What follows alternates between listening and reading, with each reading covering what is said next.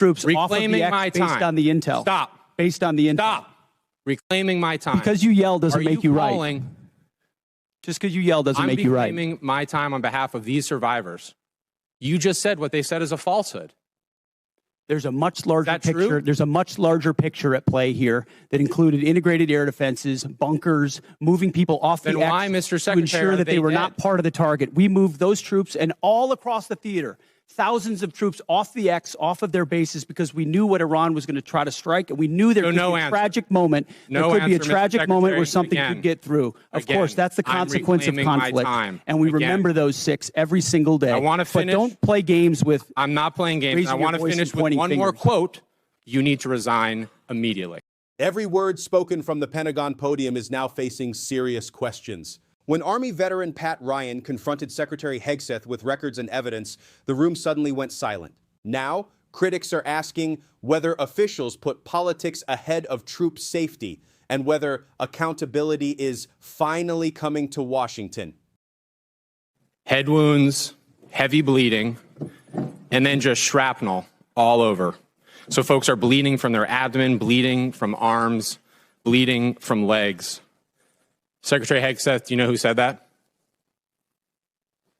I'm not sure I do. It was one of our soldiers describing the devastating Iranian drone strike at Port Shuaibah, March 1st in Kuwait.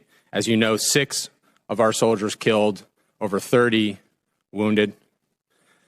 Secretary, do you know the range of the Shahed 136 one-way attack drone, approximately? It depends on the variant, but it's got serious distance. Several hundred miles. Do you know how far Port Shuaibah is from Iran? There's a reason why we took extreme measures of force protection, because we understood the proximity challenges. Mr. Chair, I'm going to reclaim my time. It's well under 100 miles. Before the war started, there was clear intelligence that Shuaibah was high on Iran's target list. Internal analysis had said the site was indefensible from aerial attack and should not be used. Yet you sent our soldiers from the 103rd Sustainment Command there anyway. Is that true or false? True or false?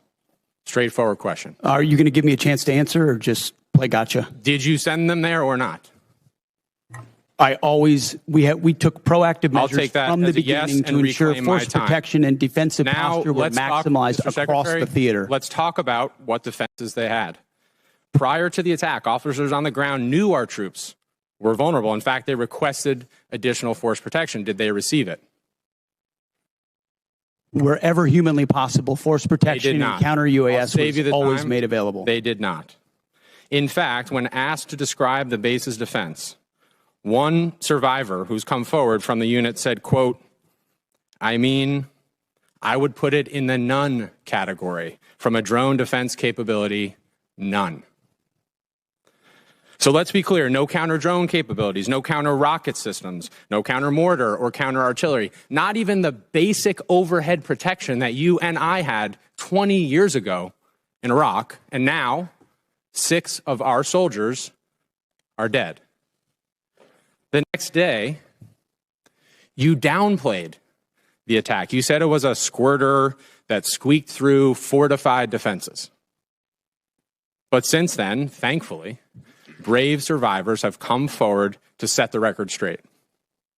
One of our surviving soldiers told CBS, quote, painting a picture that one squeaked through is a falsehood. Another said the unit was, quote, unprepared to provide any defense for itself. It was not a fortified position. Another survivor said the building's protection was about as weak as one gets. Secretary Hegseth, that is obviously in direct contradiction to what you said from the Pentagon podium the next day. So are you saying that these soldiers, our soldiers who survived this horrific attack, are lying? What I'm saying is, before the commencement of the conflict, we put in maximum defensive posture we could. That's a direct contradiction. We moved 70 what they said, in this directing. Can I speak, or are you just going to monologue falsehoods all over the place? It's not a falsehood. We moved 7,500 troops off of the X based on the intel. Stop. Based on the intel. Stop. Reclaiming my time. Because you yell doesn't make you right. Just because you yell doesn't make you right. I'm reclaiming my time on behalf of these survivors. You just said what they said is a falsehood.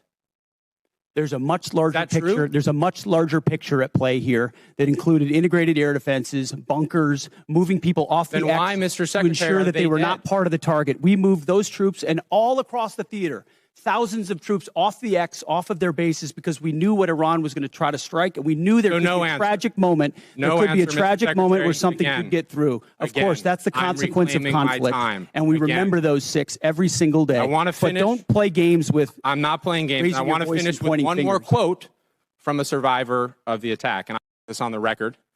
Telling the truth is important, and we're not going to learn from these mistakes if we pretend these mistakes didn't happen.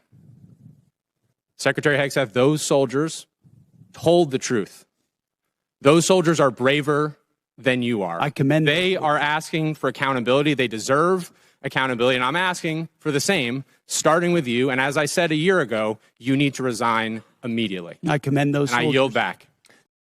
Secretary Hegseth's face during this hearing was something to watch. The pressure was clearly visible because when the truth comes out, lies have no legs to stand on. Pat Ryan did not just ask questions, he broke the arrogance that hides behind the high walls of the Pentagon while gambling with the lives of our soldiers. Troops at Port Shuaibah had zero capability to defend themselves, and Hegseth was calling it a minor mistake. This was not a mistake. This was a direct criminal betrayal. This is not the first time the American administration has tried to sweep its mistakes under the carpet.